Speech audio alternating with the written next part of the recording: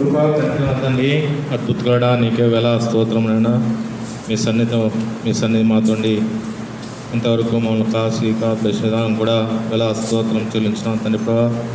మరొకసారి మీ పాద సన్నిధికి వస్తున్నాం తండ్రి. మా మరలా ఆలకించి జవాబు ఇస్తున్నాం తండ్రి ప్రభా. మరలా మీ బిడ్డలతో తండ్రి ప్రభా మీరు ఇచ్చిన వాక్యమును పంచుకుంటున్నాను తండ్రి ప్రభా. బళ్ళలో ఏ విధంగా పాలు పొందాలో తెలియపరిచి తండ్రి ప్రభా వారిని సరిదిద్దుకొని తండ్రి ప్రభా బళ్ళలో పాలు పొందుకు యోగ్య దయచేసి నడిపించమని కృప చూపించమని నువ్వు ఇచ్చిన వాక్యం ద్వారా వారితో మాట్లాడి ఫలితం దయచేసి సాయం చేయం.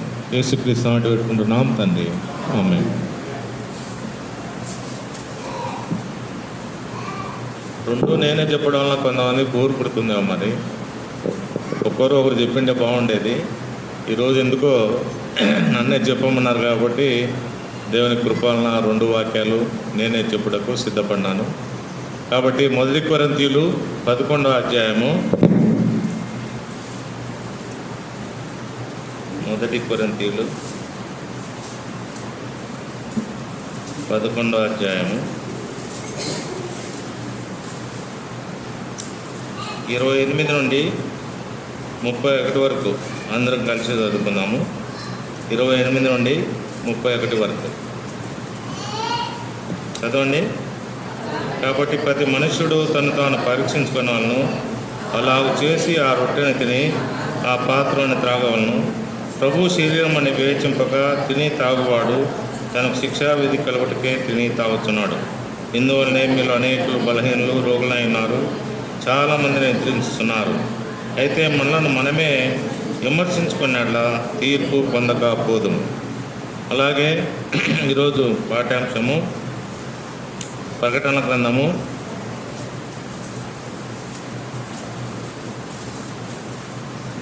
3వ అధ్యాయము 14వ వచనం నుండి చివరి వరకు.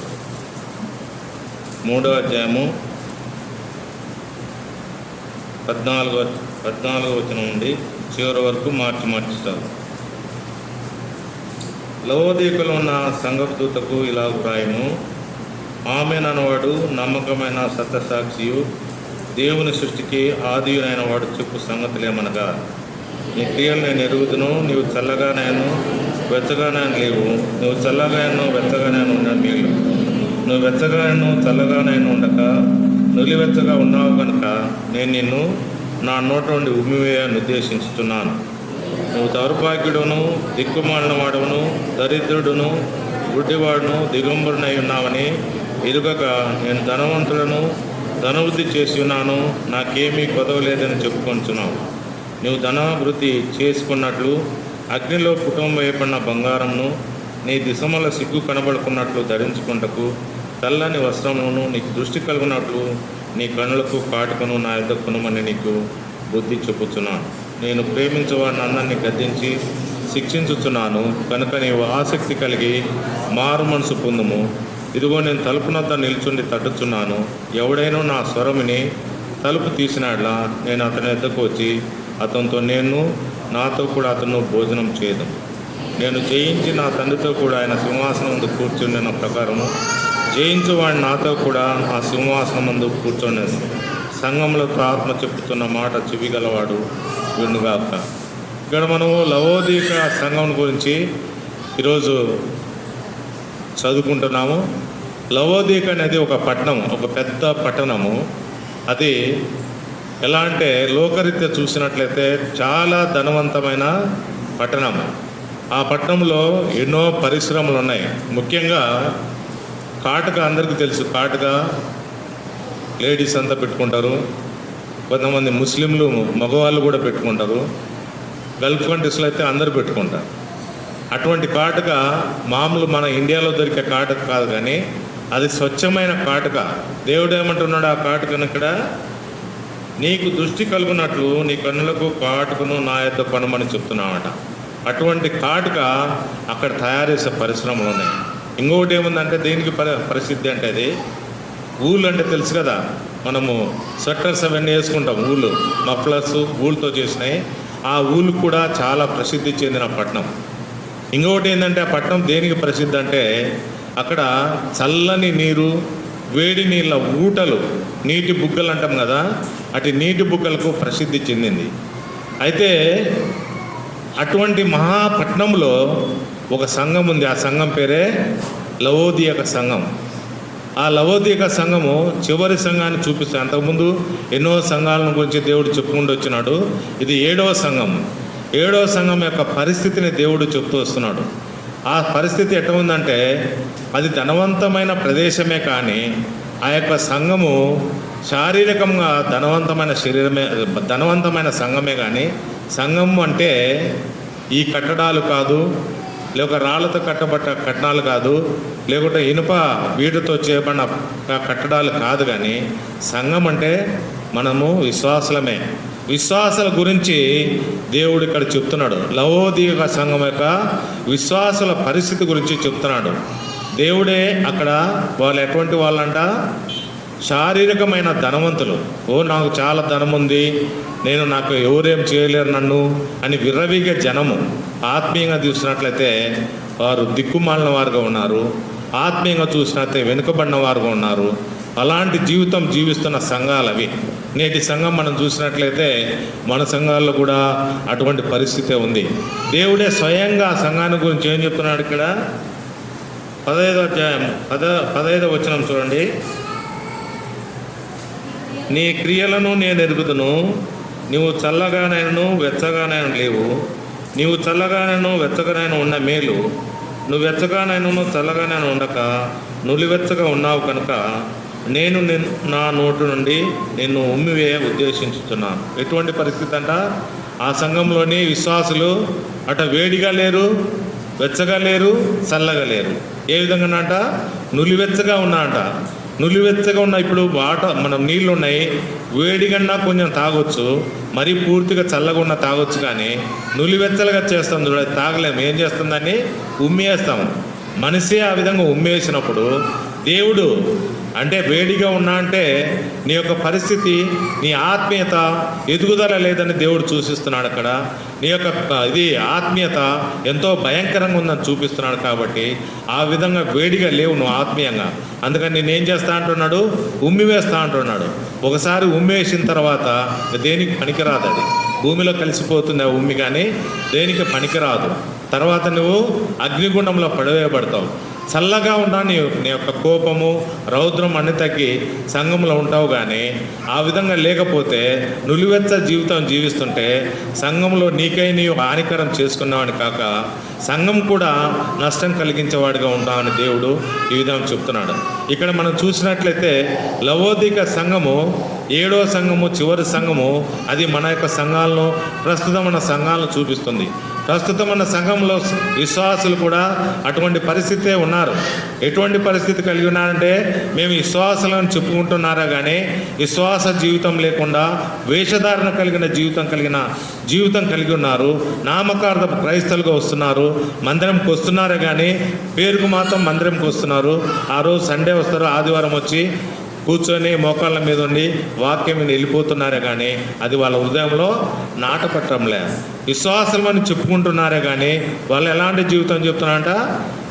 వేషధారణ జీవితం జీవిస్తున్నారు. పేరుకేమో విశ్వాసులము, వాళ్ళలో పాలు పొందుతాం, ప్రార్థన చేస్తాము, అన్నీ చేస్తాం, మళ్ళీ రోగరీత్యా పాల్గొంటూ వస్తున్నాం. కాబట్టి దేవుడు ఇటువంటి వారిని గురించి హెచ్చరిస్తున్నాడు.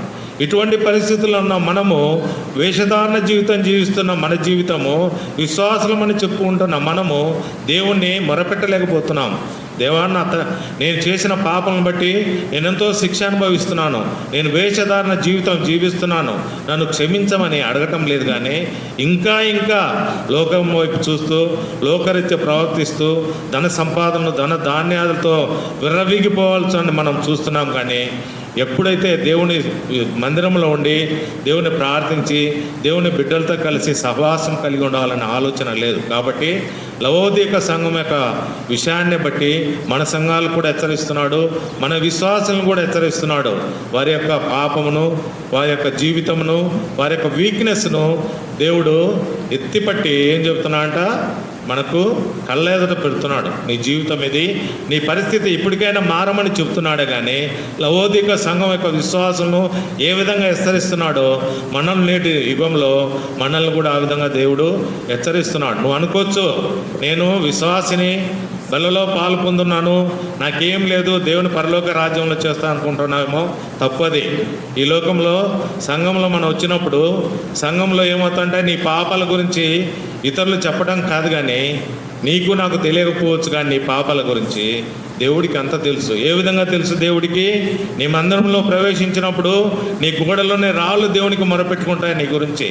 ఇంకా దేని గురించి మొరపెడతాయి? నీ యొక్క దూలాలు మొరపెడతాయి దేవునికి. ఆ విధంగా ప్రతి ఒక్క విశ్వాసి ఈ విధంగా వేషధారణ జీవితం జీవిస్తూ, ఈ విధంగా మందిరంలో ఉండి పాప జీవితం జీవిస్తూ మందిరంకి వచ్చి బలలో పాలు పొందుతున్నారు, మందిరంకి వచ్చి ప్రార్థన చేస్తున్నారు, వేషధారణ జీవితం జీవిస్తున్నారని ఇవన్నీ దేవునికి మొరపెట్టుకుంటూ ఉంటాయన్నమాట. అందుకే ఇందాక దేవుడేమన్నాడు? నిన్ను పరిమళ వాసనగా ఉంచుటకు దేవుడు నల్లగొట్టమన్నాడు. పరిమళ వాసనగా ఉన్నామా లేదా? మన పరిస్థితి ఏ విధంగా ఉన్నది? నామకార్థ జీవితం జీవిస్తున్నావా, వేషధారణ జీవితం జీవిస్తున్నావా, లేక సువాసన కలిగిన జీవితం జీవిస్తున్నావా అని మనం ఆలోచించే వారిగా ఉండాలి. ఆ విధంగా ఉన్నట్లయితే ఇప్పటికైనా నీ జీవితము మార్చుకొని నీ యొక్క జీవితంను సరిదిద్దుకొని దేవునికి మొరపెట్టుకున్నట్లయితే దేవుడు ఎంతో కనికరం గలవాడు, జాలి గలవాడు, మనల్ని కరుణతో చూచే దేవుడు కాబట్టి మన పాపలను క్షమిస్తాడు. ఇప్పటికైనా ఒప్పుకొని లవోదిక సంఘంలో అంత పాపం జరుగుతున్నాను మొరపెట్టేవాడు లేడంట. అటు చూస్తున్న వాడికి తెలుసు, లోకంలో నేను శారీరకంగా బలం పొందినాను, శారీరకంగా ఐశ్వర్యం పొందినాను, శారీరకంగా ఎంతో సమృద్ధి సంపాదించుకున్నాను అనే ఆలోచన కలిగి ఉన్నాడే కానీ ఆత్మీయమైన ఆ అభివృద్ధి నాలో ఉందా లేదా అని ఆలోచించేవాడు కాదు.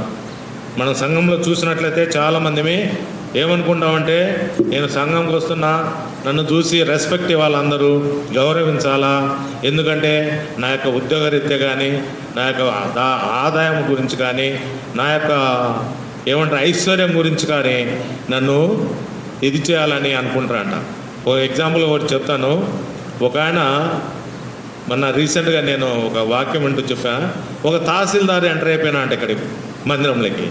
తహసీల్దార్ ఎంటర్ అయిపోతే ఈయన వాక్యం సేవకుడు వాక్యం చెప్తున్నా అంట. ఎవరో వచ్చి మెల్లగా చెప్పినా అంట, తహసీల్దార్ వచ్చినాడు అంటే ఎంఆర్ఓ. ఇప్పుడు ఎంఆర్ఓ వచ్చినంటే ఈయన ఏమన్నాడు, రాని కూర్చోబెట్టామని చెప్పినా అంట. ఆయన 5 నిమిషాలు చూసినంట. 5 నిమిషాలు చూసిన తర్వాత ఎంఆర్ఓని ఎవరు పిలవకపోతే లేచిపోయాడు. ఆయన ఏం కావాలా మందిరంలో? ఎందుకు లేచిపోయాడు ఆయన? ఏం కావాలా మందిరంలో? ఆయనకు గౌరవం కావాలా, రెస్పెక్ట్ కావాలా. ఆయన పిలిపించి ఇక్కడ పులిపిట్టి మీద కూర్చోబెట్టాలా చైర్లేసి. అటువంటి సంఘాలు మన దగ్గర లేవా? ఒక వ్యక్తి మంచి హోదా కలిగిన వ్యక్తి వచ్చినప్పుడు ఆయన ఏం చేస్తారంటే, మన సంఘాలలో లేవు కానీ మిగతా సంఘాలు ఏం చేస్తారంటే పులిపిట్ట స్టేజ్ ఎక్కించి చైరేసి ఆయనకు శాలో గొప్పది పోయి ఏం చేసినట్టు వెళ్ళిపోయాడు ఆయన. తర్వాత సేవకుడు వాక్యం చెప్పి దిగి వచ్చిన తర్వాత ఏమైందంట, ఎక్కడ ఎంఆర్ఓ అంటే ఎంఆర్ఓ అంటే లేడు.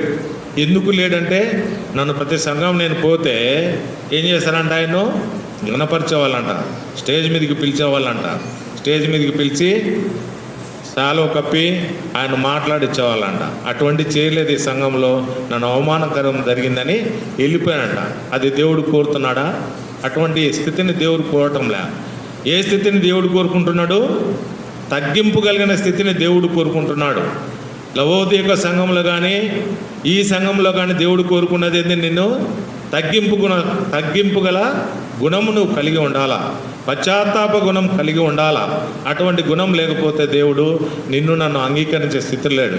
కాబట్టి నువ్వు కూడా ఇప్పుడు ఈ పరిస్థితిలో మన సంఘంలో ఉన్న విశ్వాసులు, నేను అందరినీ చెప్పడం లేదు, కొంతమంది ఉన్నారు సంఘంలో, తప్పకుండా ఉన్నారు.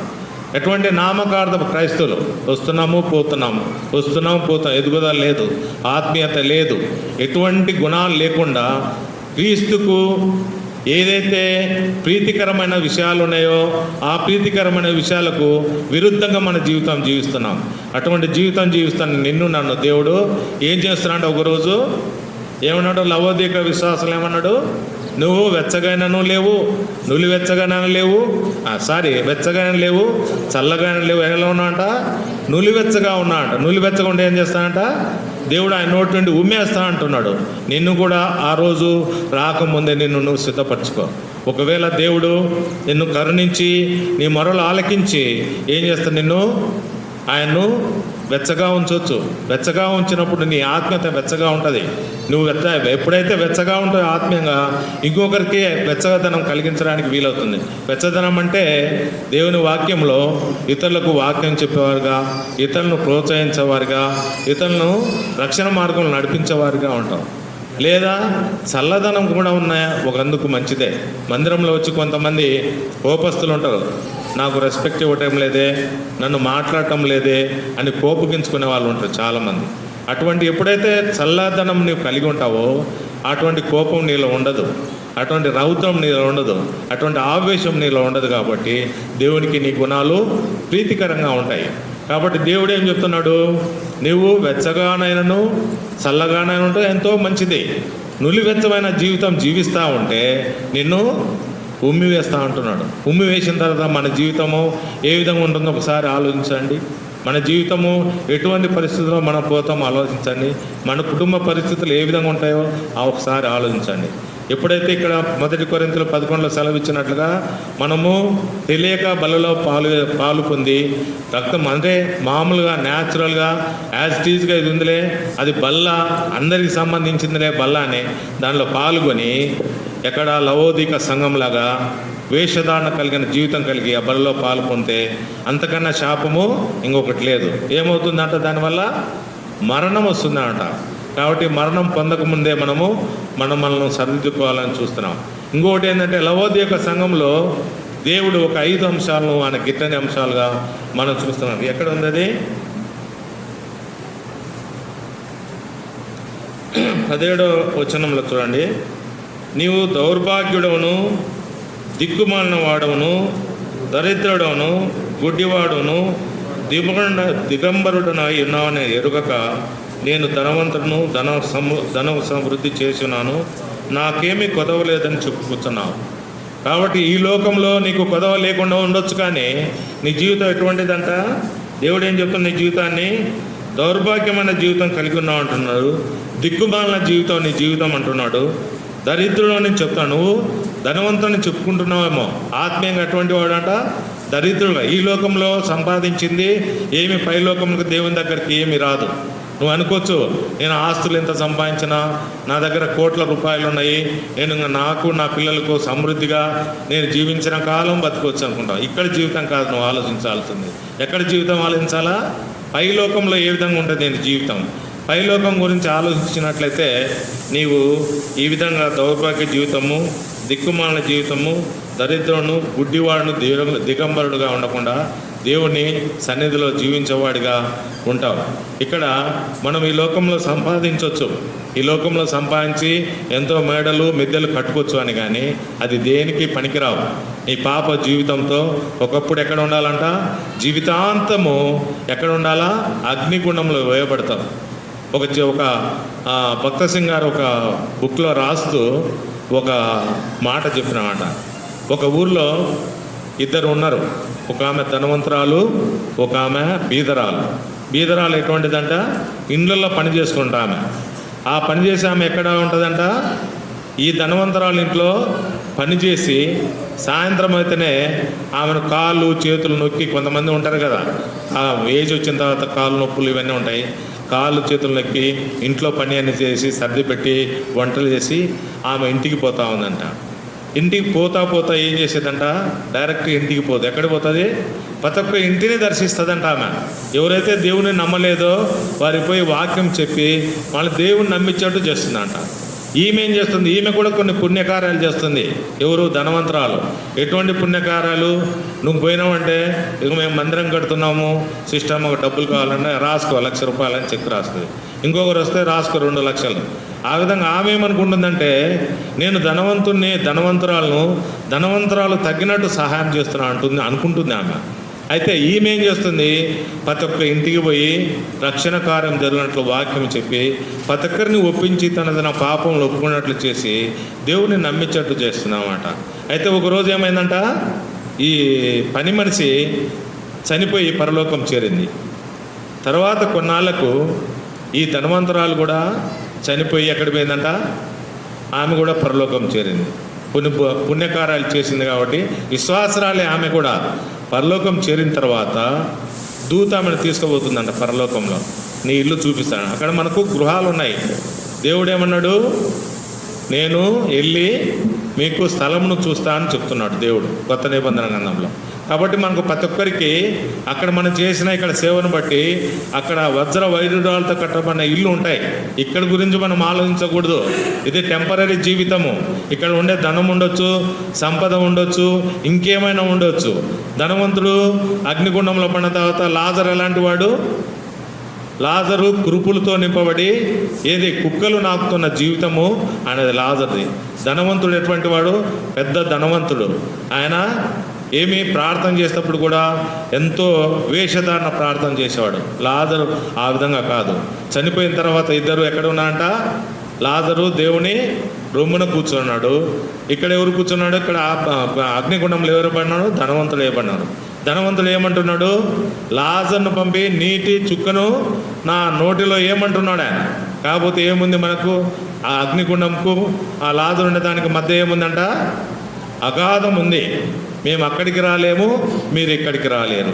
కాబట్టి అలాంటి జీవితము ఇక్కడ మనం జీవిస్తే అక్కడ పోతే ఎలాంటి జీవితం ఉండదు చూడండి. కాబట్టి ఆమె ఏం చేసింది? పోయిన తర్వాత ఒక ధనవంతురాలు చనిపోయి అక్కడ పోయిన తర్వాత నీకు ఇల్లు చూపిస్తాను దూత తీసుకుపోతుందంట.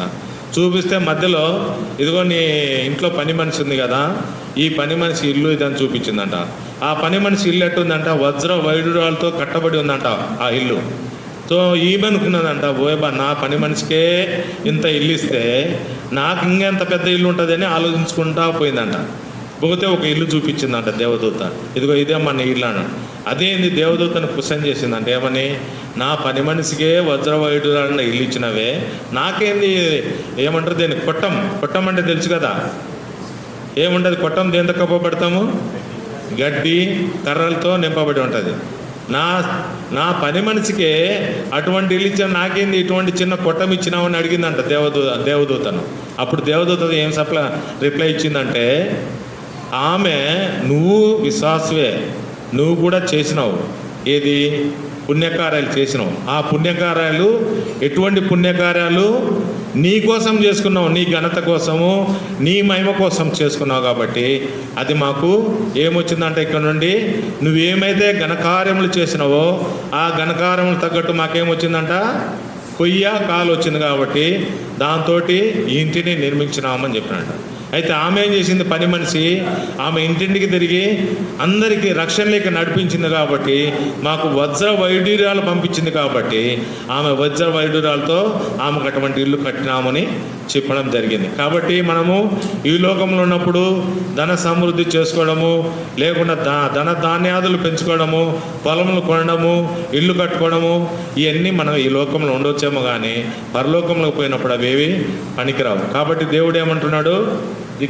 ఏమంటాడు? దౌర్భాగ్యుడను, దిక్కుమాలిన వాడవను, దరిద్రుడవను, గుడ్డివాడవను, దిగంబరునై ఉన్నావని ఎరుగక నేను ధనవంతును, ధనవృద్ధి చేసి ఉన్నాను, నాకేమీ కుదవలేదని చెప్పుకొంచున్నా.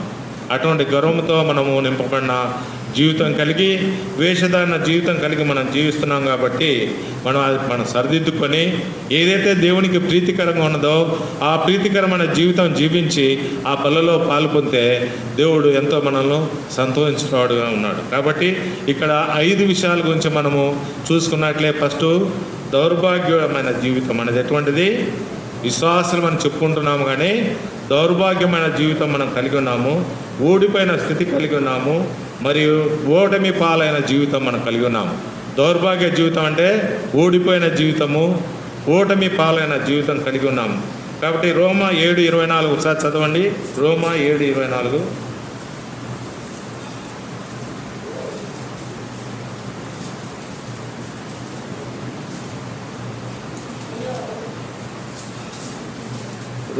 రోమా 7:24.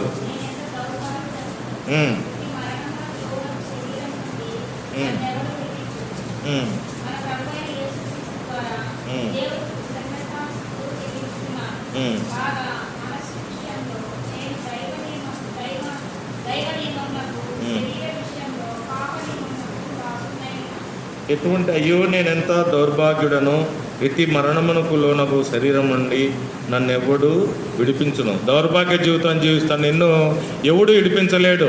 ఎటువంటి బాధపడుతున్నా అంట, అయ్యో నేను ఎంతో దౌర్భాగ్యుడను, ఇట్టి మరణమునకు లోనకు శరీరం నుండి నన్ను ఎవడు విడిపించును. మన ప్రభు అయిన యేసుక్రీస్తు ద్వారా దేవునికి కృతజ్ఞతాస్తుతులు చెల్లించున్నాను. ఎందుకు కృతజ్ఞతాస్తుతులు? నువ్వు ఎప్పుడైతే వేషధారణ లేకుండా, దౌర్భాగ్య జీవితం లేకుండా నేను దేవుడు ఏ విధంగా చేసినంట, మరణం నుండి తప్పించినాడు. కాబట్టి మన ప్రభు అయిన యేసుక్రీస్తు ద్వారా దేవునికి కృతజ్ఞతాస్తుతులు చెల్లించడం. కాగా ఎటువంటి జీవితం అన్నట, వేషధారణ, దౌర్భాగ్య జీవితంలో. కాగా మనసు విషయంలో నేను దైవ నియమమునకును, శరీర విషయంలో పాప నియమకు దాసుడై ఉన్నాను. మనస్సు విషయంలో నేను దైవ నియమమునకు, శరీర విషయంలో పాప నియమం. అంటే ఇక్కడ రెండు చూస్తున్నాడు. విశ్వాసి లోకం వైపు చూస్తున్నాడు, ఇట దేవుని వైపు చూస్తున్నాడు. కాబట్టి ఇక్కడ చూసినట్లయితే ఎట్లుందంటే లాస్ట్లో, కాగా మనస్సు విషయంలో అంటే ఆత్మ విషయంలో నేను దైవ నియమమునకును, శరీర విషయంలో పాప నియమంకు దాసుడై ఉన్నాను. రెండిటకు దాసుడైనాడు. రెండిటకు దాసుడైన వాడు దేవునికి ప్రీతికరంగా ఉండగలడా? ఏమన్నాడు దేవుడు? దేవునికి సాతానుకు రెండిటికి దాసుడుగా ఉండలేము. దేవుని బలలో పాలు పొందలేము, సాతాను బలలో మనము పాలు పొందలేము. కానీ ఒకటే బలలో పాలు పొందుతాం. కాబట్టి ఇక్కడ విశ్వాస యొక్క జీవితం చూపిస్తున్నాడు. ఆ సిస్టర్ కదా నిద్రపోతున్న లాస్ట్లో చీరలేసినారు, హ్యాపీగా ఉన్నట్టుంది వాళ్ళకు. సిస్టర్స్ వెళ్ళుకోండి, వాక్యం వినండి. బాగా తినొచ్చినట్టుంది, నిద్రపోతున్నారు హ్యాపీగా. కాబట్టి విశ్వాసులైన వారు రెండిట్లలో మనము జీవించలేము. రెండు గుర్రాలు ఎక్కలేము. ఏదో ఒకటి దేవునన్నా ఎరుగు, లేకుండా పాపం చేసి పరలోకం పోకుండా ఎక్కడ పోవాలా? నరకంలోనా పడిండు. దౌర్భాగ్య జీవితం కలిగి ఇక్కడ ఉండటము మంచిది కాదని దేవుడు ఈ దినము మిమ్మల్ని హెచ్చరిస్తున్నాడు. కాబట్టి ఈ స్థితిని మనం చూసినట్లయితే ఎంతో ఘోరమైన స్థితి మనం చూస్తున్నాం. కాబట్టి శరీరము ఎప్పుడు మంచి చేయలేదు, కానీ ఆత్మ పాపము ఎప్పుడు చేయజాలదు. శరీరం అనేది ఎప్పుడు మంచి చేయదు, ఆత్మ ఏం చేస్తుంది? పాపము చేయజాలదు. ఎందుకు ఆత్మ పాప చేయజాలదు? ఎందుకంటే మన మనస్సాక్షి ఎప్పుడు మనల్ని గమనిస్తూ ఉంటుంది. మన మనస్సాక్షి ఎప్పుడైతే మన ఆత్మీయంగా ఎదుగుదల ఉన్నావో నీ మనస్సాక్షిని నొక్కుతూ ఉంటుంది. నువ్వు చేసే తప్పు, ఆ పని చేయకూడదు, ఎందుకు ఆ విధంగా చేస్తున్నాని పదే నేను హెచ్చరిస్తూ ఉంటుంది. కాబట్టి నీవు నీ మనస్సాక్షికి లోబడి జీవించినట్లయితే పాపం చేయకుండా ఉంటానికి. లేదా నువ్వు శారీరకమైన జీవితం చేస్తే నీలో ఒక మంచి కార్యం కూడా ఉండదు. అదే దేవుడు ఏం చెప్తున్నాడు? శరీరము మంచి కార్యం చేయలేదు, ఆత్మ పాపం చేయలేదని చెప్తున్నాడు. కాబట్టి దౌర్భాగ్యమైన జీవితంలో మనం జీవిస్తున్నాము. మరొకసారి మనల్ని పరీక్షించుకొని దౌర్భాగ్య జీవితం నుండి బయటకు వచ్చి మనం బల్లో పాలు పొందేవారిగా ఉండాలని దేవుడు కోరుతున్నాడు. రెండవ విషయం ఏమన్నాడు అక్కడ? దౌర్భాగ్యము ప్రకటన కదా, దిక్కుమాలిన వాడు అంటున్నాడు. అక్కడ ఏమంటున్నాడు? ప్రకటన 3. దౌర్భాగ్యుడను దిక్కుమాలిన వాడు అని అంటున్నాడు. ఇక్కడ దిక్కుమాలిన వాడు అంటే దేవునికి కాపుదల, దేవుని యొక్క కాపుదల, భద్రత, ఇంకేంటంటే ఏ ఆదరణ లేని స్థితిలో మనము ఉన్నట్లుగా చూస్తున్నాము. దేవుని యొక్క భద్రత లేదు, దిక్కుమాలిన వారు అన్నమాట. దేవుని యొక్క భద్రత లేకుండా, ఆదరణ లేకుండా, ఎటువంటి భద్రత లేకుండా ఉన్నాము మనం. కాబట్టి ఇటువంటి విషయంలో ఎప్పుడైతే దేవుని భద్రత మనకు లేదో, దేవుని ఆదరణ మనకు లేదో, దేవుని యొక్క సన్నిధి మనకు లేదు, మనం ఏం చేయాలంటే దేవుణ్ణి మొరపెట్టుకునే వారంగా ఉండాలి. దేవుణ్ణి మొరపెట్టుకున్నైతే దేవుడు మనకు ఆదరణ దయచేసేవాడు, భద్రత దయచేసేవాడు. ఆయన సన్నిధి మనతో ఉండి మనల్ని గడుపుటకు, నడిపించటకు సిద్ధపాటు కలిగిన వాడుగా మనం చూస్తున్నాం. అలాగే 2వ దినవృత్తాంతములు 20 వచనము 20వ అధ్యాయము 12వ వచనం చదవండి. 2వ దినవృత్తాంతములు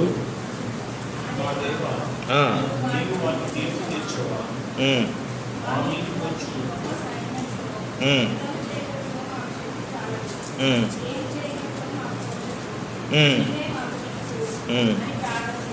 ఎవరు ప్రార్థన చేస్తున్నాడు? యెహోషాపాతు. ఎందుకు ప్రార్థన చేస్తున్నాడు?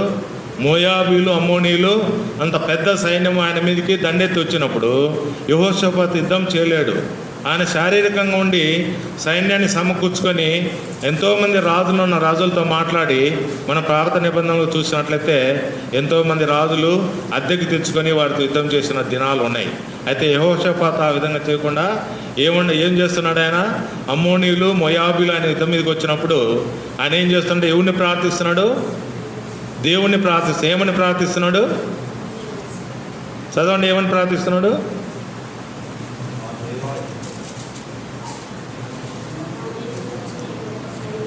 గట్టిగా చదవండి. ఆ, ఆ, ఆ, ఆ, ఉమ్, ఉమ్, ఉమ్. దిక్కు లేని సమయంలో దిక్కు కోసం దేవుని ప్రార్థిస్తున్నాడు. శక్తి లేని సమయంలో శక్తి కోసం దేవుణ్ణి ప్రార్థిస్తున్నాడు. యెహోషాపాతు లాంటి రాజు. నా జీవితం ఎలాంటిది? ఒక చిన్నపాటి గరికపాటి గడ్డి లాంటి వాళ్ళము మనం. అటువంటి వాళ్ళు మనం ఏం చేయాలంట? భద్రత, దేవుని కాపుదల, భద్రత లేనప్పుడు ఏం చేయాలంట?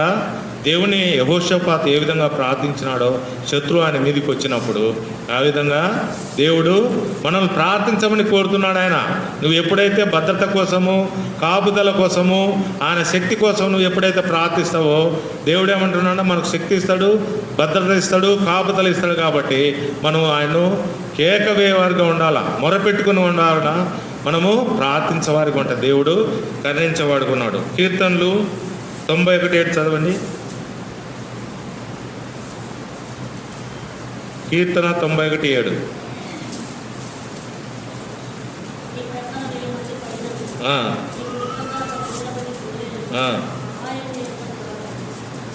ఏ అపాయం నీకు రాదు. కాబట్టి నీ పక్కన భద్రత, శత్రువుని మీద యెహోషాపాతు ఏ విధంగా ప్రార్థించినప్పుడు ఏం చేసినట్టు అక్కడ దేవుడు యుద్ధం చేసినట్టుగా చూస్తున్నాం. కాబట్టి ఇక్కడ కూడా 1000 మంది నీ పక్క 1000 మంది పడినను, నీకు పక్కన 10,000 మంది పడినను నీకు ఏ అపాయం రాదంటున్నాడు. హిజ్కియా ప్రార్థించినప్పుడు ఏం జరిగింది? ఎవరు వచ్చినారు హిజ్కియా మీదకి యుద్ధం చేయడానికి? ఎవరు వచ్చినారు హిజ్కియా మీదకి? ఎవరు వచ్చినారు?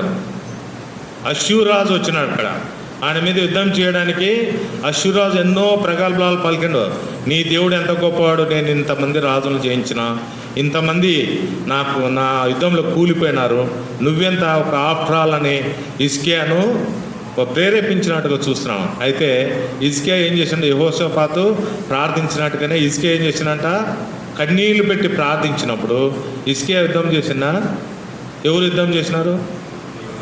ఎవరు ఎంతమంది బైబుల్ రెగ్యులర్ చదివాలి చెప్పండి? వాళ్ళ పాఠాంశము డైలీ 2 అధ్యాయాలు కానీ 3 అధ్యాయాలు కానీ చదివాలి. ఎంతమంది చేతులు ఎత్తండి. అందుకు జవాబు రావటం లేదు మందిరంలో. ఎప్పుడైతే బైబుల్ మనం చదువుతామో క్షుణ్ణంగా ఎక్కడెక్కడే అప్పటికప్పుడు ఆలోచన వస్తూ ఉంటుంది. చెప్తారు హిజ్కియా ప్రార్థించినప్పుడు. కాబట్టి నేను చెప్పేది ఏంటంటే సంవత్సరం వచ్చే వరకు బైబిల్ కంప్లీట్ కావాలా. అది 3 అధ్యాయాలు చదువుతారో ఒక క్రమం ఉంది.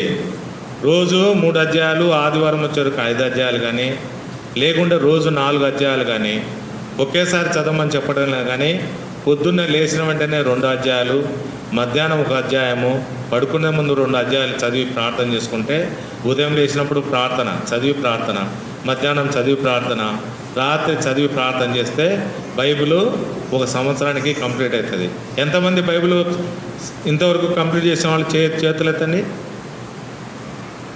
బైబిల్ చదవడంలో ఇంతవరకు క్షుణ్ణంగా కంప్లీట్ చేసిన వాళ్ళు మీరు ఎన్నిసార్లు కంప్లీట్ చేసినారు మొత్తం నీ జీవితంలో? రక్షణ పొందిన తర్వాత లాస్ట్ మంతేనా? నువ్వు రాజారా 5-6 సార్లు. మిగతా వాళ్ళు ఊరికే నామకార్థం చదువు. అదే నామకార్థ జీవితం అంటే, నామకార్థ క్రైస్తవులు అంటే ఇదే. బైబిల్ ఎప్పుడైతే మనం క్షుణ్ణంగా చదువుతామో దేవుని గ్రంథం ఏం చెప్తుందంటే, దేవుడు మనం బైబిల్ చదివేటప్పుడు దేవుని ప్రార్థించాలా. ఏమని ప్రార్థించాలా? అందులోని రహస్యాలు ఉంటాయి, చాలా రహస్యాలు. మనకు తెలియవు.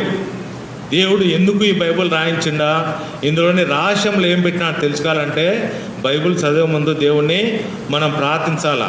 దేవా, నేను బైబిల్ చదివినప్పుడు బైబిల్లోని గ్రంథంలోని రహస్యములు నాతో మాట్లాడు, అందులోని రహస్యం నాకు తెలియపరచు, అందుకోసం నా మనోనేత్రములు తెరవబడినట్టు చేయని ప్రార్థించి మనం బైబిల్ చదివితే క్షుణ్ణంగా 1 by 1 మనకు తెలుస్తూ వస్తుంది. ఏదో గడగడ మన పాఠ్యాంశాలను చదివినట్టు చదివితే మనకు అర్థం కాదు.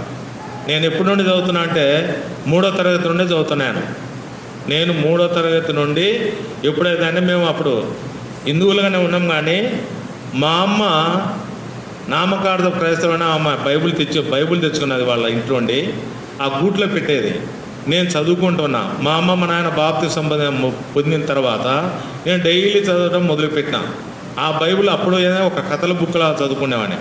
అక్కడక్కడ కథల్లాగా ఉంటాయి, యోబు గ్రంథము, రూతు గ్రంథము, అటువంటి కథలు చదువుకుంటూ పోయేవాడిని, కానీ బైబిల్ చదివేవాడిని కాదు. నా గిద్దలూరు దానమన్న ఆయన దగ్గర మేము చిన్నపిల్లల నుండి ఉన్నాం కాబట్టి ఆయన చెప్పేవాడు, ఇప్పుడు బైబిల్ చదవాలంటే రోజు 3 అధ్యాయాలు చదవండి, ఆదివారం అయితే 5 అధ్యాయాలు చదివితే మీకు బైబిల్ అంతా క్షుణ్ణంగా కంప్లీట్ అవుతాయి. సో నా ఏజ్ ఎంత తెలుసా మీకు? 64 సంవత్సరాలు దాటి 60 సంవత్సరం పడుతుంది. సంవత్సరం వరకు నేను 3వ తరగతి అంటే ఎంత ఉంటుంది? 8వ సంవత్సరం ఉంటుంది, అంతేనా? 8వ సంవత్సరం 7వ సంవత్సరం నాది 3వ తరగతి ఉంటుంది. అప్పటి నుండి ప్రతి సంవత్సరం బైబిల్ కంప్లీట్ చేసుకుంటూనే వస్తున్నా. ఒకసారి నాది అక్టోబర్కే కంప్లీట్ చేస్తా. అయినా కూడా దేవుడి యొక్క రహస్యములు నాకు ఇంతవరకు అర్థం కాదు. ఇంతవరకు చదువుతున్నా కానీ ధ్యానిస్తా, నిదానంగా చదువుతా, అయినా కూడా ఇంతవరకు అర్థం కాదు. ఎప్పుడు చదివినా కూడా నాకు అది ఎట్లుంటుందంట, కొత్తగా ఉంటుంది. కాబట్టి మనము బైబిల్ను క్షుణ్ణంగా ధ్యానించి చదివితే దేవుని యొక్క రహస్యాలు ఏమో మనకు బయటపడతాయి. ఆ దేవుని రహస్యాలు తెలుసుకోకుండా మనము నామకార్థంగా మందిరంకి వచ్చి ఊరికే మనము చదువుకుంటా వెళ్ళిపోతా, దేవుడు సేవకుడు చెప్పిన వాక్యమని ఆ రోజుకు చాలే, మనకు ఆ వాక్యం ఆ రోజుతో ఉంటే చాలంటే కాదు. ఆత్మీయంగా బలం పొందలేము. మనకై మనము స్వయమైన ఆత్మీయ బలం పొందేవారుగా మనం ఉండాలా. ఏ విధంగా ఉంటాము? నిత్యము ప్రార్థించేవారుగా ఉండాలా. నిత్యము ఎట్లా ఉండాలంట? బైబిల్ చదివేవారుగా ఉంటే దేవుడు మనల్ని ఆశీర్వదిస్తాడు. 4 ఉన్నాయి. ఏమున్నాయి? ఎడదగ్గగా ప్రార్థించాలా? ఏం రాజరావు ఏంటి? ఎడదగ్గగా ప్రార్థించాలా? బల్లో విసుకగా నిత్యము ప్రార్థిస్తూ ఉండాలా. బైబిల్ చదువుతూ ఉంటే మనకు దేవుడు చూపిస్తాడు. కాబట్టి కొంచెం డైవర్ట్ అయిపోయింది. ఇప్పుడు మనం ఎక్కడ ఉన్నాము? దిక్కుమాలిన వాడుగా ఉన్నప్పుడు దేవుడు మనతో మాట్లాడుతూ వస్తున్నాడు. 2 కొరింథీ 6:10 చూసినట్లయితే 2 కొరింథీ 6:10 చదవండి.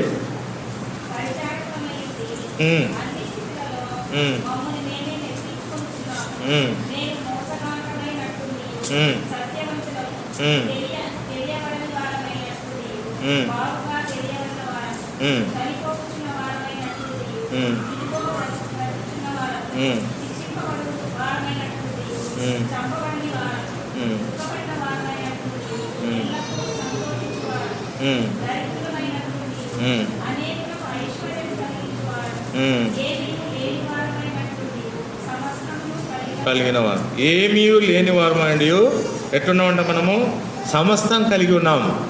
ఏమీ లేదు మన దగ్గర. ఏది నువ్వు బీదరాలు ఉండొచ్చు, బీదవాడి ఉండొచ్చు, శారీరకమైన బీదరాలిగా ఉండొచ్చు, ధనవంతులకు లేకపోవచ్చు. ఎట్లున్నామంటే మనము ఏమీ లేని వారం అండి, సమస్తం కలిగిన వారం ఉన్నాము. ఎటువంటి సమస్తం కలిగిన వారం ఉన్నాము? ఏందబ్బా ఇది విచిత్రంగా లేదా? అది ఏమీ లేకుండా కూడా సమస్తం కలిగిన వారంగా ఉన్నామంట. ఏ విధంగా సమస్తం కలిగి ఉన్నావు? ఆత్మీయ సమస్తం కలిగి ఉన్నావు. ఆత్మీయత నీ తప్పు ఉంది. ఆత్మీయత ఎప్పుడైతే ఉందో శారీరకమైన పనులన్నీ పక్కన పెడతాం. ఎప్పుడైతే ఆత్మీయత కలిగి ఉన్నామో సమస్తం అంటే నువ్వు ఆత్మను రక్షించడానికి నేను ప్రేరేపిస్తూ ఉంటాడు దేవుడు. పోతూ ఉంటాం. మనం పోతున్నప్పుడు ఒకరికి వాక్యం చెప్పేవారిగా ఉండాలా, వారి కరపత్రాలు పంచేవారిగా ఉండాలా. ఆ విధంగా మనం చేస్తూ ఉంటే మనం సమస్తం కలిగిన వారుగా ఉంటాము. ఆ దేవుడు ఈ లోకంలో జరిగేది కాదు, కానీ ఆ లోకము వైపు చూస్తూ దేవుడు మనల్ని ప్రయాణం చేయమంటున్నాడు. అబ్రాహాము ఏమీ తెలియకుండా ఏమన్నా అంటే, అబ్రాహాము దేవుడు ఎక్కడికి పొమ్మంటే ఎక్కడ పోతున్నామంట. ఏం చేస్తూ విశ్వాసంతో పోతున్నామంట. విశ్వాసం కలిగిన జీవితం మనం ఎప్పుడైతే కలిగి ఉంటామో సమస్తం కలిగిన వారుగా మనం ఉంటామని దేవుడు ఈ విధంగా చూస్తున్నాడు. ఇంకోటి ఏంటంటే అక్కడ ఇంకోటి దరిద్రుడు, నీవు దరిద్రుడు అని చెప్తున్నాడు. ఒకటి దౌర్భాగ్యుడు అంటున్నాడు, రెండోది ఏమన్నాడు దిక్కుమాలిన వాడు అంటున్నావు, మూడోది దరిద్రుడు అంటున్నావు. ఇక్కడ మూడు విషయాలు ఇప్పటికీ చదువుకుంటా పోతే మన పరిస్థితి ఏ విధంగా ఉంది. మనము నిజమైన విశ్వాసాలు ఉన్నామా, నామకార్థ విశ్వాసాలు ఉన్నామా, వేషధారణ కలిగిన విశ్వాసాలు ఉన్నామని మనం ఈరోజు మనము చూసుకొని మనల్ని మనం సరిదిద్దుకోవడానికి వీలవుతుంది. కాబట్టి గొప్ప ఐశ్వర్యవంతులు అనుకుంటాము, గొప్ప ఆత్మీయ అనుకుంటున్నామే కానీ గొప్ప ఇది అని మనం ఎటువంటి వారమంట, పేరుకేమో మనము లోకరీత్యా చూసినప్పుడు పెద్ద ధనవంతులుగా ఉన్నాము, పెద్ద గొప్పవారికి ఉన్నాము, రాజకీయంగా ఉన్నాము, అన్నిట్లలో ఉన్నాము. కానీ ఎక్కడ ఉన్నట్టు శారీరకంగా ఉండొచ్చు కానీ ఆత్మీయంగా దరిద్రంగా ఉన్నాం. సుర్మా సంఘం పక్కనే ఉంది. దీనికంటే ముందు సుర్మా సంఘం గురించి చెప్పిన ప్రకటన గ్రంథంలో సుర్మా సంఘం ఎట్టుందంట, శారీరకంగా దరిద్రంగా ఉంది. దేంట్లో పెరుగుదల ఉంది?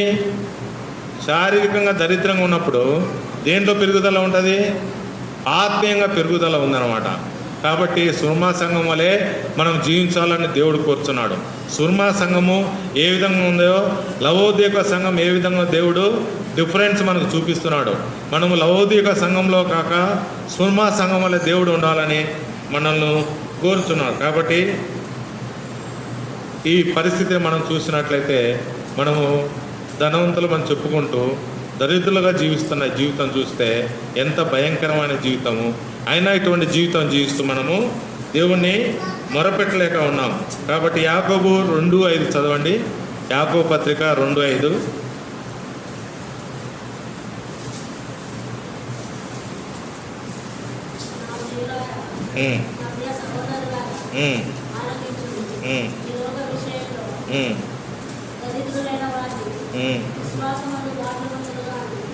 ఈ లోక విషయంలో దరిద్రులు ఉండొచ్చేమో కానీ విశ్వాసం ఉంది ఎట్లా ఉన్నామంట, భాగ్యవంతులుగా ఉన్నమాట.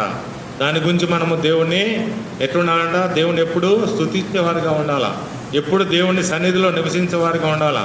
శారీరకంగా మనము ఈ లోకం చూసినట్లయితే ఈ లోకంలో మనకు అన్నము లేకపోవచ్చు, సరైన ఇల్లు లేకపోవచ్చు, కాకపోతే మనం ఆత్మీయంగా ఎంతో ఎదుగుదల ఉన్నాం కాబట్టి భాగ్యవంతులమని దేవుడు చెప్తున్నాడు. 2 కొరింథీ 6:10 చదవండి. 2 కొరింథీ 6:10.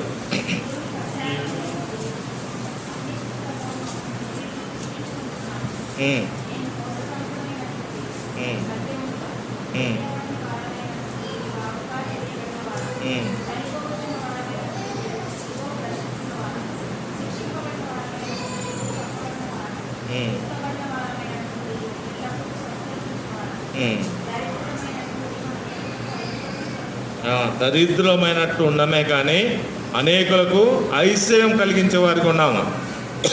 ఏ విధంగా ఐశ్వర్యం కలిగిస్తావు? నువ్వే దరిద్రత కలిగి ఉంది, నీకే అన్నం లేదు, నీళ్ళు లేవు, సరైన ఇల్లు లేదు, సరైన బట్ట లేదు, ఇతరులకు ఐశ్వర్యం ఎట్లా కలిగిస్తావు? ఏ విధంగా ఐశ్వర్యం కలుగుతుంది ఇతరులకు నీ వల్ల? సాధ్యమేనా? అది ఈ లోకంలో ఉన్నప్పుడు సాధ్యమేనా? సాధ్యం కాదు. కాకపోతే ఎప్పుడైతే నువ్వు విశ్వాసంగా ఉంటావో, ఎప్పుడైతే దేవుణ్ణి నమ్ముతావో అప్పుడు అది సాధ్యం.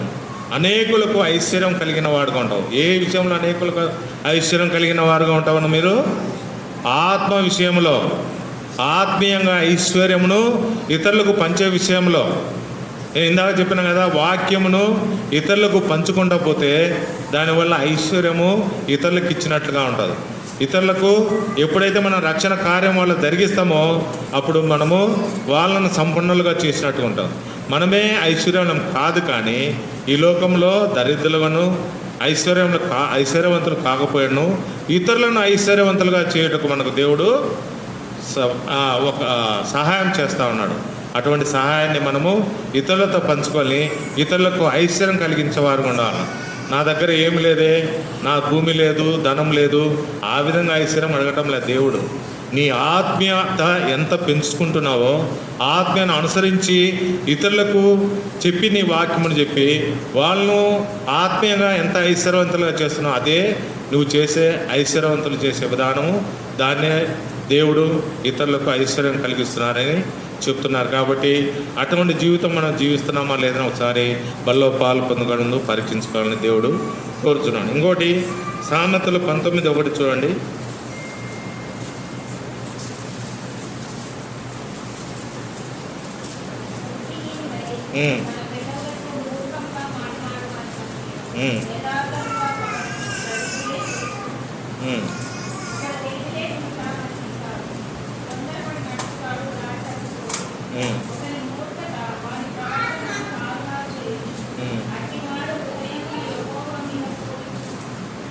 కాబట్టి ఇక్కడ ఏముంది, యథార్థంగా ప్రవర్తించు దరిద్రుడే శ్రేష్ఠుడు.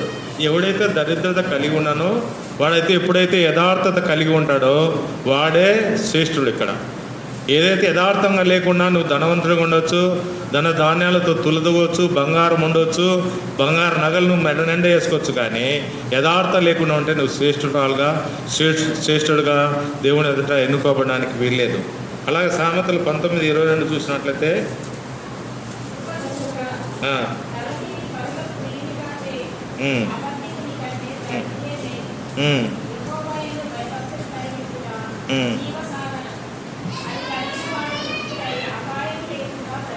కాబట్టి అబద్ధుని కంటే ఎవరంట శ్రేష్ఠుడు?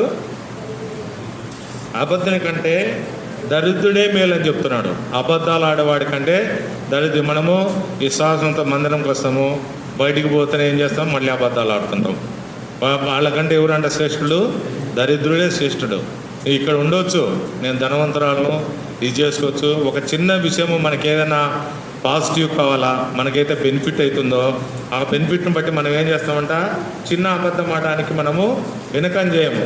అటువంటి వెనుకం చేయడానికంటే ఏమంట, అబద్ధం ఆడవాడికంటే ఎవడంట, దరిద్రత కలిగిన వాడే శ్రేష్ఠుడు అని దేవుడు చెప్తున్నాడు. కాబట్టి దేవుడు ఇన్ని సుగుణాలు కలిగి ఉండాలని దేవుడు మనల్ని కోరుతున్నాడు. ఇంకొకటి ఏంటంట, నీవు గుడ్డివాడవు. ఇంకొక విషయం చెప్తున్నాడు, నీవు గుడ్డివాడవు. గుడ్డివాడు అంటే నువ్వు బాహ్యంగా మంచి కళ్ళు ఉండొచ్చు, మంచి చూపు ఉండొచ్చు, ఆత్మీయ గుడ్డితనం నుంచి ఇక్కడ దేవుడు మనకు చూపిస్తున్నాడు. ఆత్మీయంగా గుడ్డితనం కలిగి ఉన్నాము, ఆత్మీయత దరిద్రత కలిగి ఉన్నాము. కాబట్టి ఈ స్థితి మనం చూసినట్లయితే బాహ్యంగా మన కన్నులు బాగానే కనిపించవచ్చు, కానీ ఇక్కడ ఆత్మీయ గుడ్డితనము చాలా దరిద్రమైన స్థితికి తీసుకొస్తుంది. ఇద్దరు గుడ్డివారు ఉన్నారు కొత్త నిబంధనలో. ఓ గుడ్డివాడిని దేవుడు ఏం చూసినట, బురద పెట్టి కళ్ళకు పెట్టినప్పుడు ఏమైంది, చూపు వస్తుందంటే ఏమన్నాడు, కనిపిస్తుందంటే ఏమన్నాడు, గుడ్డివాడు. ఇద్దరు గుడ్డివారు ఉన్నారు మార్కు సువార్తలో. ఓ గుడ్డివాడు ఏమన్నాడు, డైరెక్ట్గా నాకు చూపు కనిపిస్తుంది బాగుంది అన్నాడు. రెండో గుడ్డివాడు ఏమన్నాడు, ఏమైనా నీకు చూపు కనిపిస్తుంది బాగుందంటే, మనుషులు చెట్టలాగా కనిపిస్తున్నారంట. అంటే అది చూపు కనిపిస్తున్నట్ట.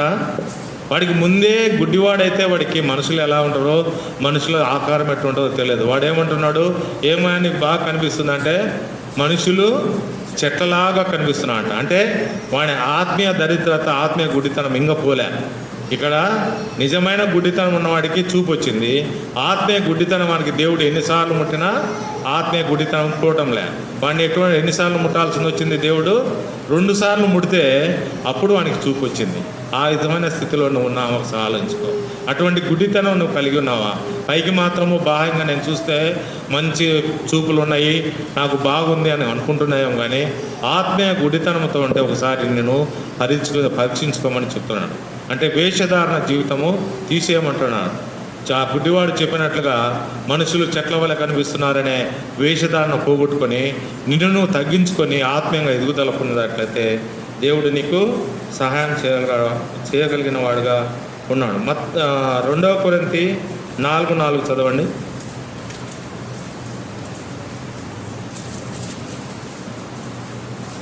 దేవుని స్వరూపే క్రీస్తు మహిమను కనబరచు సువార్త ప్రకాశము వారికి ప్రకాశింపకుండా నిమిత్తము యుగ సంబంధమైన దేవత అవిశ్వసులైన వారి మనోనేత్రంలో గుడ్డితనం కలగజేసింది.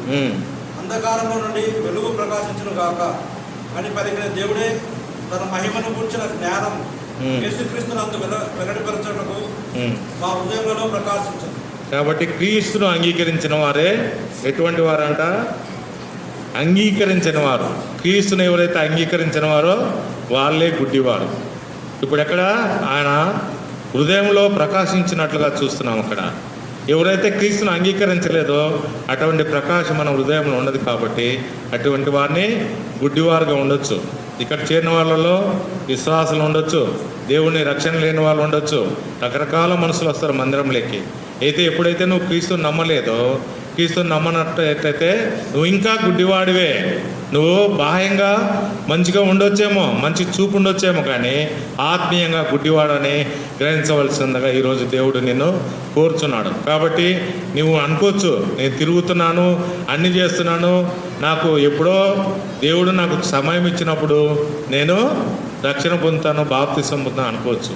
ఒక ధనవంతుడు ఏమనుకున్నా అంట, సమృద్ధి అయిన పంటను కోసిన తర్వాత ఆయన్ని ఎక్కడ వేసినంటే గోడౌన్లు వేసేసి నా తరతరం వరకు సంపాదించుకున్నాను, ఇంకా చాలని సుఖించి నిద్రపోతానని ఏం చేస్తున్నాడంట, ఎంజాయ్ చేస్తున్నాడు ధనవంతుడు.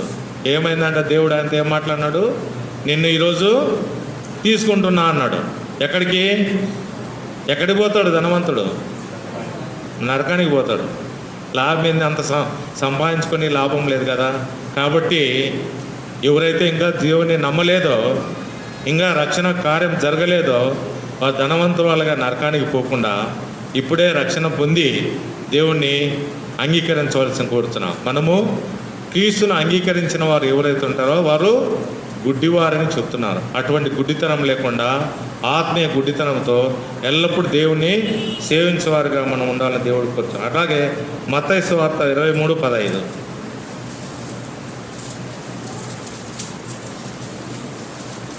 అయ్యో వేషధారులైన శాస్త్రులారా, పరిశీలారా, ఒకరిని మీ మతంలో కలుపుకొనుటకు మీరు సముద్రమును భూమిని చుట్టువచ్చెదరు. అతడు కలిసినప్పుడు అతడు మీకంటే 2 అంతలు నరకపాత్రునిగా చేయదు. అయ్యో అందులైన మార్గదర్శులారా, ఒకడు దేవాలయము తోడని ఒట్టు పెట్టుకుంటే అందులో ఏమీ లేదు, కానీ దేవాలయంలోని బంగారము తోడని ఒట్టు పెట్టుకుంటే వాడు దానికి బద్ధుడని మీరు చెప్పుదురు. ఇక్కడ మనం చూసిన పరిచయాలను ఏమంటున్నాడంటే దేవుడు వేషధారణ కలిగిన గుడ్డితనం కలవారంటాం. పరిచయాలు అంటే ఎవరు? పరిచయాలు ధర్మశాస్త్రాన్ని క్షుణ్ణంగా చదివిన వాళ్ళు, ధర్మశాస్త్రం ఏందో పఠించిన వాళ్ళు. అటువంటి వారు ఎటువంటి వారున్నట, వేషధారణ కలిగిన గుడ్డితనం కలిగిన వారుగా వారు ఉన్నట్లు మనం చూస్తున్నాం. కాబట్టి అటువంటి గుడ్డితనం కలగకుండా మనము చూసుకోవాలని చూస్తున్నాడు. 1 యోహాను 2:11 చూసినట్లయితే,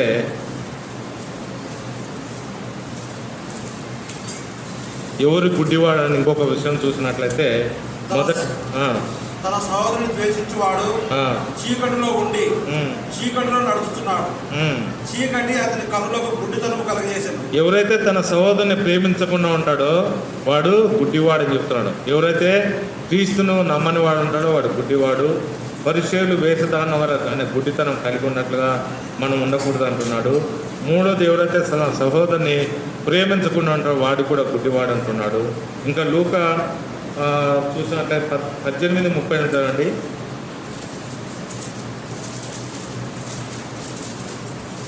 ఆయన తన 12 మంది శిష్యులను పిలిచి, ఇదిగో యెరూషలేమునకు వెళుచున్నాము, మనుష్య కుమారుని గూర్చి ప్రవక్తల చేత రాయబడిన మాటలన్నీ నెరవేర్చబడును.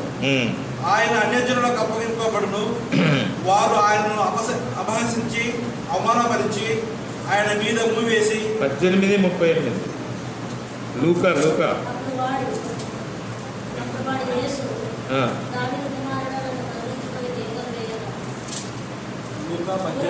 18:38.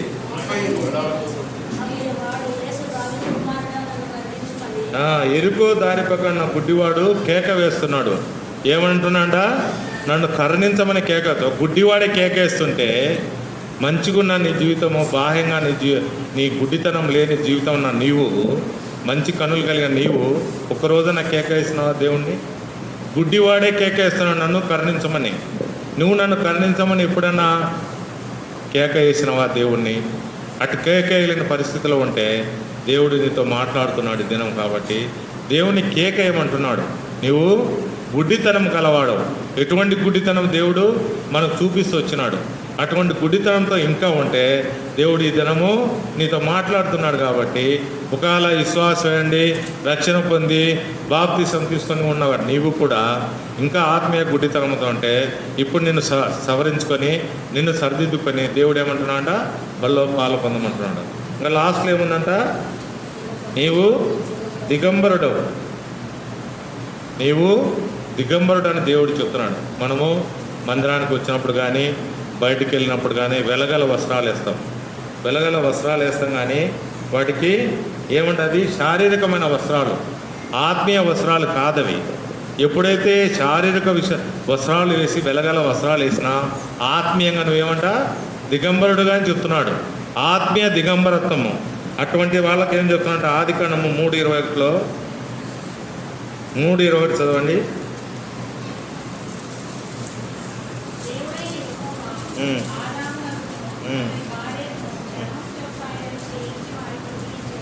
ఎందుకు తొడిగించిన ఆదాము అవ్వకు ఆ చర్మపు చొక్కాలు ఎందుకు తొడగాల్సి వచ్చాయి? వస్త్రము దేన్ని చేస్తుంటే సిగ్గును కప్పుతుంది. వస్త్రము ఒక వస్త్రం ధరించుకున్నామంటే మన సిగ్గును కప్పుతుంది. అలాగే ఆదాము అవ్వలు పాపం చేసిన తర్వాత వారు ఏమనుకున్నారట, దిగంబరులని వాళ్ళు గుర్తించినట్లుగా చూస్తున్నాం. ఎప్పుడైతే దిగంబరత్వం చూసుకున్నారో వారు దేవుడు ఏం చేశారంట, వాళ్ళకి ఏం కుట్టించినట్ట, చర్మపు చొక్కాయలు కుట్టించినట్టుగా చూస్తున్నాం. అంటే గలతీ 3:27 చదవండి.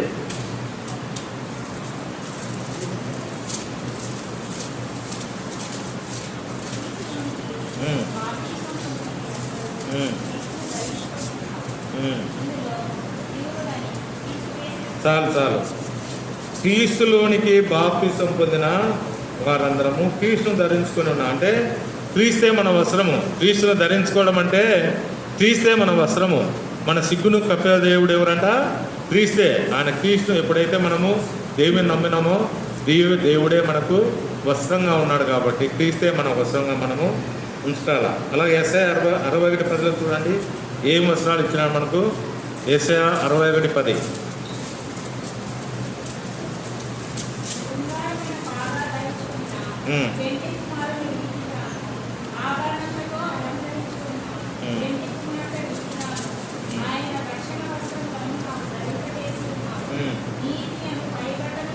సో రక్షణ వస్త్రం మనకు ధరించును, నీతి అని పైబట్టను మనకు ధరించినట్లుగా ఉన్నాడు.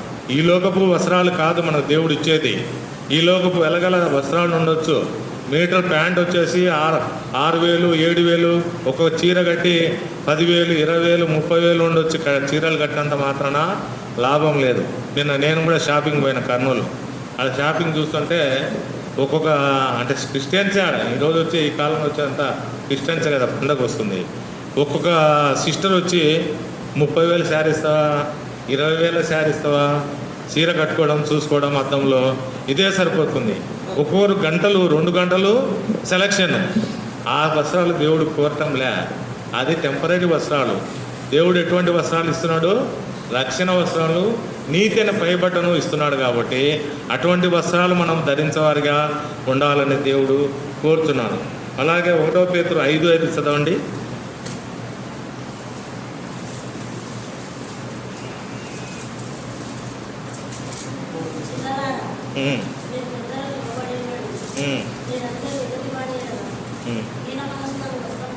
ఎటువంటి వస్త్రం అంటే దీన మనస్సు అనే వస్త్రం ధరించుకోవాలి. ఎప్పుడైతే మనం రక్షణ పొందినామో, మనం ఎప్పుడైతే విశ్వాసంగా జీవిస్తున్నామో మనకేముంటాయంట, రక్షణ వస్త్రము, నీతి వస్త్రము, దీన మనసు అనే వస్త్రము, క్రీస్తును ధరించిన వస్త్రం మనము కలిగిన వారుగా మనం ఉండాలని దేవుడు కోరుచున్నాం. అట్లాగే యోబు 29:14 యోబు 29:14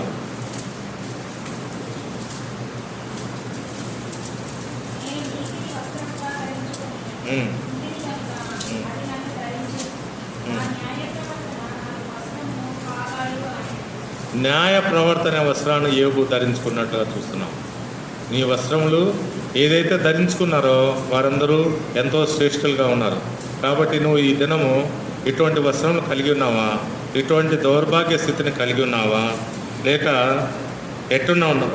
దౌర్భాగ్యుడిగా ఉన్నావా? దిక్కుమాలిన వాడుగా ఉన్నావా? దరిద్రుడుగా ఉన్నావా? గుడ్డివాడుగా ఉన్నావా? దిగంబరుడుగా ఉన్నావా?